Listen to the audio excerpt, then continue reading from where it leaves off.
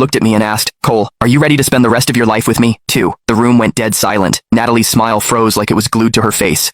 Her hand was still half raised, ready to take my arm, but my hand was already in Yvonne's. What is this? Natalie's voice cracked. Frank Shaw didn't even look at her. He looked at me and said calmly, the engagement is decided. Natalie snapped her head toward her father. Dad, are you joking? I'm the one you promised would inherit the Shaw legacy. One of her sisters let out an awkward laugh, like the heir itself didn't know what to do. Matthew stepped forward at the perfect moment, wearing that innocent expression he always used in front of adults. Uncle Frank, he said softly, maybe everyone's just confused. Cole has chased Natalie for 10 years.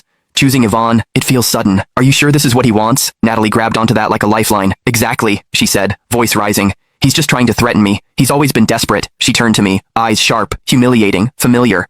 Cole, she said, stop embarrassing yourself. If you want me, you know the rules. Apologize to Matthew, and I'll let you marry me. I looked at her, really looked at her. The arrogance, the certainty, the way she thought I belonged to her because of what I once felt. Then I smiled. Natalie, I said, voice steady. I didn't choose Yvonne to threaten you. I tilted my head. I chose her to replace you. Natalie's face went white. Matthew's smile twitched for half a second, just enough to show the mask cracking. Frank's voice cut through the room like a gavel. The one who gets engaged to Cole becomes the Shaw heiress. That was the pact. Natalie staggered back like she'd been struck. No, she whispered. That's not possible.